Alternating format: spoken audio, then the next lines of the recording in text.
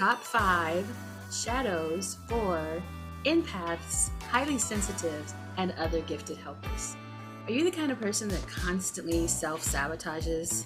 How about the kind of person that gets so frustrated with the situation that you just quit the entire thing, the friendship, the relationship, the job, whatever it is, you throw the whole baby out with the bathwater? How about the kind of person that catastrophizes when things feel so bad or uncomfortable, you automatically jump to the worst case scenario and you just beat yourself up with anxiety and all kinds of ideas and thoughts about what the worst thing could be that could happen? Well, if you feel like any of these are you, you're going to want to stick around and watch the rest of this video.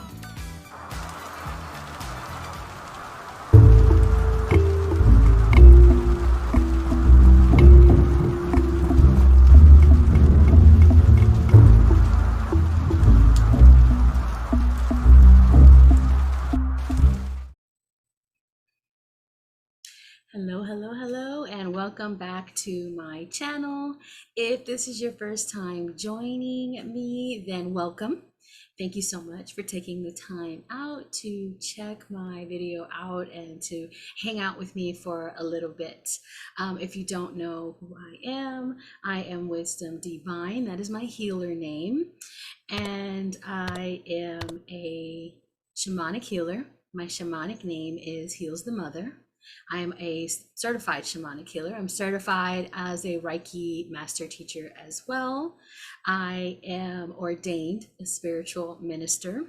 I am also practicing as a curandera, a life coach, an LP. I'm studying a lot of things, and I have a lot of titles, including instructor and spiritual advisor as well. So I've been very busy, as I'm sure most of you have as well. So that is a little bit about me. I am specifically a boundaries and personal authority specialist, and I specialize in helping empaths, highly sensitive persons, sensitive individuals, and also other gifted helpers. And if you are unsure if I am talking to you when I say any of those titles, I recommend that you check out my video over here, my video that tells you a little bit more about being an empath, a highly sensitive, or what I call other gifted helpers. Okay, so let's get into today's video. We're going to talk about shadow work today. And what are we talking about when we say shadow work? Well, we're going to talk about that word. It's going around, it's everywhere. It's been on the internet for a little while now. It's been popularized for a long time. The fancy definition: a quick internet search will reveal to you that Carl Jung is the person that first coined this term, or working with the shadow self. And Jung was a very influential Swiss psychiatrist and was the founder of analytical psychology. In analytical psychology, the shadow is an unconscious aspect of the personality that the conscious ego does not identify in itself. In short, the shadow is the unknown side. Now, what is my definition? My definition is that shadows are hidden programming, schemas, neuro triggers that make up the much of how and why we do things and the way that we interact in the world around us. They're only called shadows because they are hidden, not easily seen by the individual. They're in your subconscious. They're kind of in the background somewhere, background programming that are constantly playing. Or also because they are something that is not accepted easily by society or by the individual. It's not because they're bad. The shadows is not saying that they're the darker side of you. Here's the good and evil, the little angel and the devil sitting on your shoulder. That's not what it means to be a shadow. A shadow is just something that is unknown by the individual, unknown to others, hidden in the back of your mind, somewhere in your psyche, or something that isn't easily accepted by the individual. Even if it's considered positive by the rest of society, it could be a positive aspect. that the person themselves find difficult to accept and is associated with shame or guilt. These are what we're saying when we're talking about shadows. Now, what do I mean when I say shadows in specific for empaths, highly sensitive, and other gifted helpers? Again, if you've been following my channel or you take any of my classes and you work with me, you know that I teach the truth about the fact that when we are born with these gifts and we have these sensitivities and we have these abilities to tune into energy in a way that others do not have the ability to, it creates certain positives, but also certain obstacles, certain things for us to heal through and learn. Not necessarily heal through, because that means that there's something like broken, but they're just extra steps that we have to learn how to gauge and how to work with, because society doesn't acknowledge that and teach us that as we're kids. So because of that, we have special, in particular, shadows that are associated more than likely with us, with these kinds of abilities to have greater empathy, to kind of people please, and so on and so forth. So, I mean, obviously people pleasing would be on that, but I'm going to list 5 that you may not necessarily know are associated. So I have a long list actually of shadows that I work with my clients, the clients that I've had over the last few years, and over any of the work that I've done, and any of the studying that I've done, particularly with this group of people with us, with all kinds of gifted helpers, with people who have that healing heart and that helper desire inside of them intrinsically. But we're going to be working on the top 5 here over the next few videos. Over the course of these next few videos, we're going to be going into different shadows that I'm going to mention today and go further into them so that you can understand them, and also what to do to work on them. So if you're interested in that and you want to find out more, be sure to like this video first. It really helps me out. It's completely free, and it's a good way to help me out in my business and support me without having to do much. You just click the like button, leave any comments if you see fit, subscribe to my channel, and also hit the bell so that you'll be notified when I put out the rest of these videos and you want to learn more about these shadows. Okay, so let's get into it. My top 5 are: number 1, self-sabotage. Number 2, throwing the baby out with the bathwater. We'll get into that. We'll explain that further. Number 3, catastrophizing. Number 4, masking. And number 5, the shadow of realizing that shadows themselves have positive intent. Okay, so we're going to go into all of those down the line. But today, we're going to start out with self-sabotage. So, do you find that when you have something really, really good going for you, you tend to get really freaked out and kind of mess that up in some kind of way? And there's a good reason for that, right? It's any one of these shadows, the majority of the time, they're created in different times of our lives out of a sense of necessity. They either were because you were trying to fit in with everyone else, you were trying to survive a traumatic situation, you understood the assignment in a certain way, so you like wanted to be a really, really good student, and you pushed down the parts of you that felt one way so that you could pass whatever the life experiment, the life assignment was, that as the way that you understood it. There's lots of different reasons, and many of those things happened in our childhood. So I always say our inner children are the holders of many of our shadows. So when we approach shadow work, we want to make sure that we are approaching it with love, with kindness, with gentleness, and with no judgment. We're not here to bring those things to the surface so that you can give it more criticism and more judgment than you've already probably been giving those things your whole life, and that others have given, which is the reason why you were probably taught to put it in the back and create a shadow out of it to begin with. So, like I said, they are connected to a lot of guilt and shame. So you want to make sure that you're not putting any more guilt and shame into these topics when you go into them. Okay, so when you're approaching these things, you want to approach them with lots of love. You want to ask your inner children to help you out and to show you what it is that they need to see in you. You want to ask your shadow self to show up and to help you out. You want to ask your guides and your higher self to all be there and just surround you in lots of light whenever you're doing any shadow work exercises. Okay, so going back to self-sabotage. So when you are sabotaging things, and as horrible as it may feel, as awful as it might be to continue a cycle of self-sabotage, and that other people are maybe judging you and they're telling you they just don't understand why, it seems like you run away from success, or that was a good thing, you shouldn't have ruined it, yada, yada, yada, all of the things that they're going to tell you to make you feel really bad about it, right? It doesn't feel good, and you're going to beat up on yourself, of course, because if it was something good and you sabotage that, it feels awful to have ruined a good opportunity for yourself. However, what I'm here to tell you today is there's a reason for it, and it stems from trying to protect yourself. Okay, so how is that? How is it possible, Ms. Wisdom, that I am protecting myself by ruining things around me? How does that make sense? All right, let me explain. We're going to start with sabotage is actually a shadow in the realm of your comfort zone. The issue that you're really working with here is your comfort zone. So let me get into that a little bit. Ooh.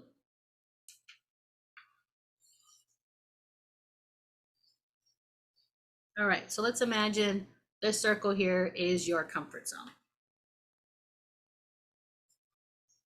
Well, it's not a circle, I realize that's an oval. So this oval here represents your comfort zone. This is where you want to be, and this is where it feels the most comfortable for you. And if you've experienced any kind of trauma or abuse or neglect or just really hard time, some kind of adversity in your childhood, in your young adulthood, or even your adulthood, that could be even more sensitive and imperative in your cells and in your psyche and your mind that you stay here. You want to remain in that comfort zone. You don't want to come away from it. So what you are familiar with, and what doesn't seem so bad and doesn't feel like a bad thing, is that if you fall below, if you start dropping anywhere in this area below your comfort zone, you're going to do everything in your power to make sure that you come from underneath your comfort zone back up to your comfort zone. Right? So you're going to work on that. You're going to want to make sure that you get back up there in your comfort zone, and you'll work hard at it, and you'll be really proud of yourself, and you'll go back to feeling safe again. Right? So if this is money, let's say, and you have a specific amount of money in your bank account that feels comfortable for you. Now, again, for some people that might be a negative balance. That's what they are used to. That comfort zone was developed through all of their experiences in life. If you had that idea in childhood, if you just got into the place where it started to feel really, really safe around you, even when your account was in the negative, because you just know that at some point in time you're going to be okay anyways. Your account could be in the negative, and that could be your comfort zone. For someone else, it might be $50. For someone else, it might be $300, and someone else, it might be $3,000, and so on and so forth, right? So anything in that area is going to be your comfort zone. And we're all going to have a different threshold that's going to make our comfort zone. So if we fall below that, we're going to go, oh my gosh, I feel horrible. This doesn't feel comfortable for me. I need to get back up to my comfort zone. What do I got to do? I'll go out there and I'll hustle, or I'll figure things out, or I'll ask somebody, hey, can I get some gas money, or so on and so forth, and ask for a little extra, because for you, having $20 in the tank and $30 in the account might be your comfort zone, right? So you'll do whatever you can to get back into that comfort zone. The problem is the same thing happens when you go up and out of your comfort zone. So anything in this area up here above your comfort zone is also going to feel really, really uncomfortable to you. It's going to feel scary. Your inside selves, inner children might be freaking out, inner adolescents might be freaking out, inner critic might be saying, what are you doing? This is not us. This isn't where we belong. This doesn't feel comfortable at all. That doesn't feel safe. So again, remember, these are survival techniques. These are safety measures that your mind, your psyche, your inner selves have come up with in order to keep you safe. So anything out of this comfort zone doesn't feel safe, whether it's below or it's above. So what you'll do when you get above your comfort zone is you'll do the same thing that you did when you get below the comfort zone, and you'll start sinking back down there to where you make sure that you're back into your comfort zone, right? Okay, so keep that in mind when you start to get out of territory that you are not familiar with. That's going to gauge whether or not you're going to you're going to be able to stick around, and you're going to be able to be comfortable in new territory. If you start to feel that you're out of your comfort zone, your mind might be telling you that you're in danger, and your safety net part of your mind might be saying, hey, remember how comfortable we were when we were on the couch before we got this job, before they started giving us responsibilities and having us step up to roles that we are qualified for, but we never ever really stepped up to before. We told ourselves that we were just going to stay under the radar. Maybe we should go ahead and start coming in late and start calling out and start staying more and more on that couch. And eventually they'll forget about us, and we'll be fine. We'll go back to being on that couch, and we'll be safe again, once again, in that safety zone. Oh, I erased it. Once again, in that safety zone. So what you are going to want to do in that case is you're going to want to ask yourself, who is speaking to me? Okay, so this is the exercise to do to help you with self-sabotage.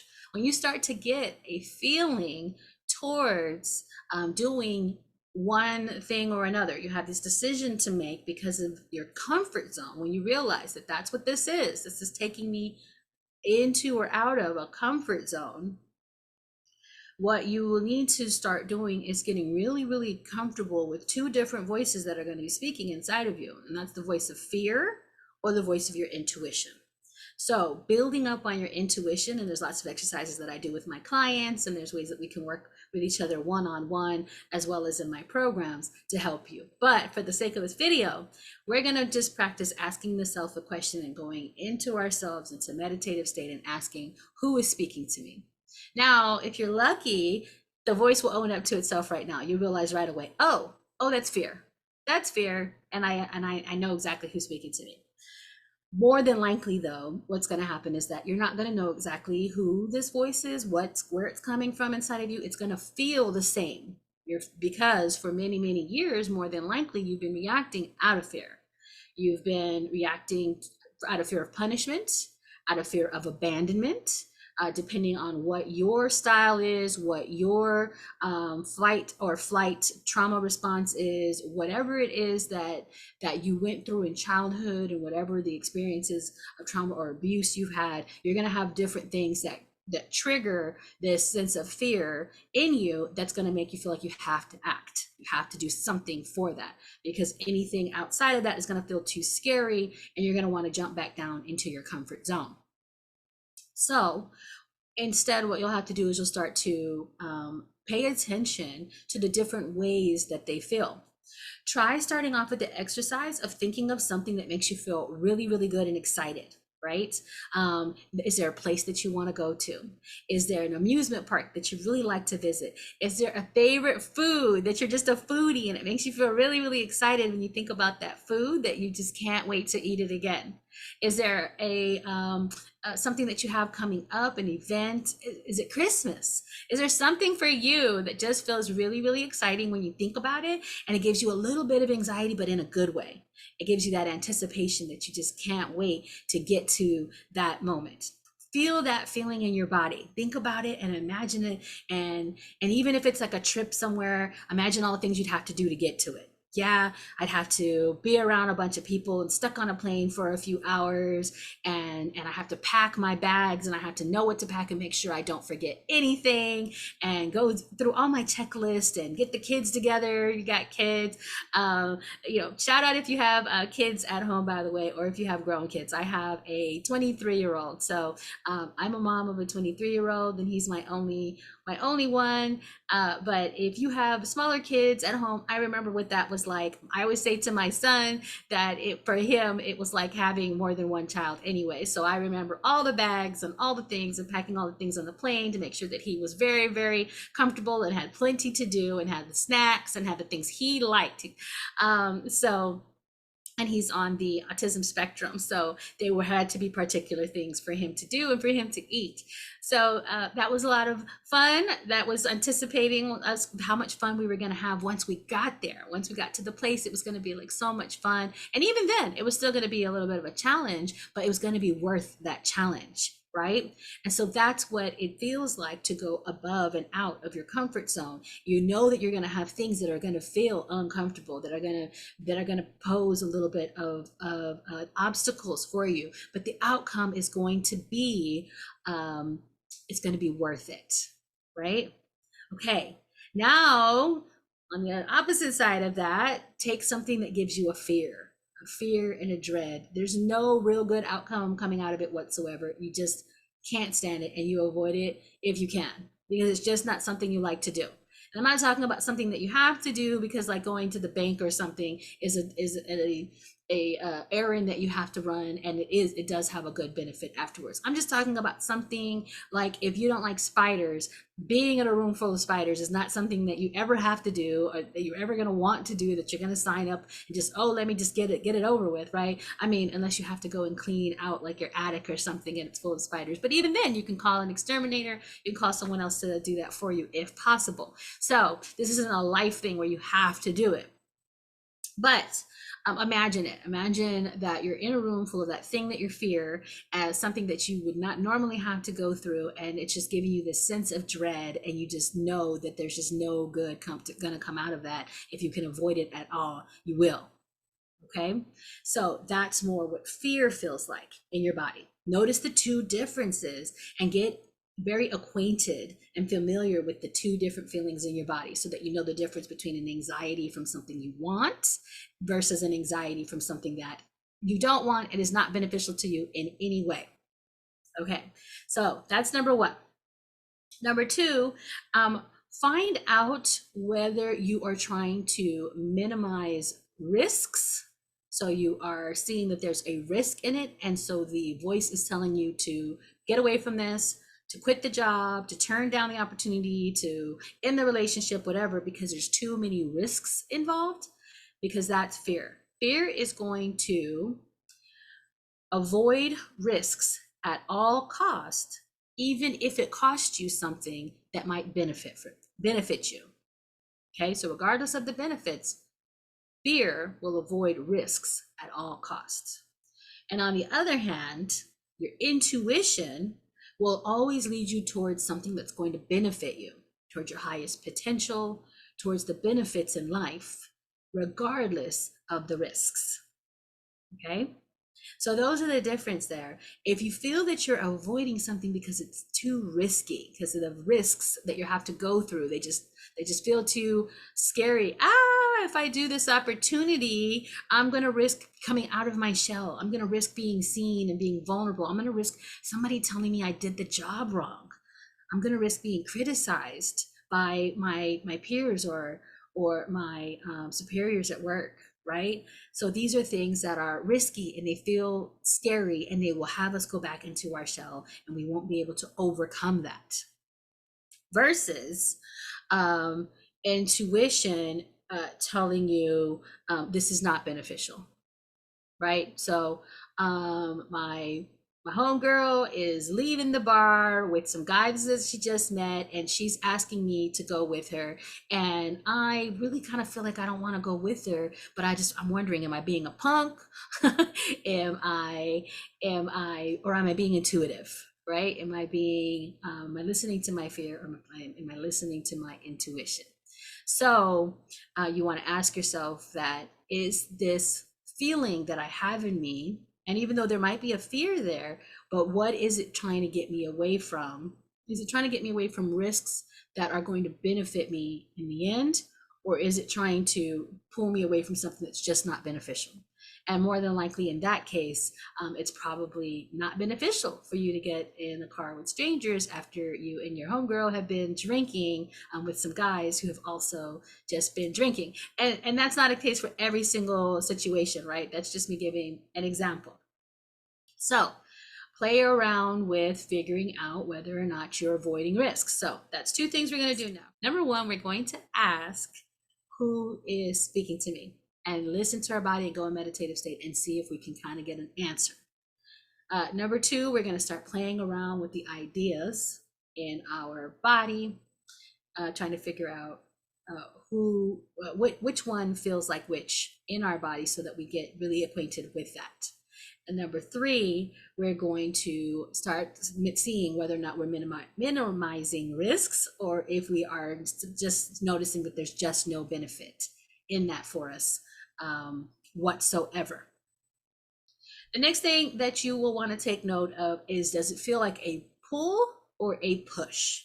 A fear is going to feel like a push, like you start to open the door, and as soon as you have to step into that door and you see all of these eyes looking at you because you came to your class late, that's going to feel like something wants to push you back out of the door. No, don't go back in there. Don't go in there. Danger. There's nothing for you there. These people are looking at you. They're going to make you feel bad. They're going to make you feel guilty because you came in late. They're all staring at you. What are they thinking about you? Oh my gosh, what are you wearing today? What kind of shoes are you wearing? All of those things are fears, and it feels too risky. So it's going to feel like it's backing you back out of that door, pushing you away from whatever it is that is too risky.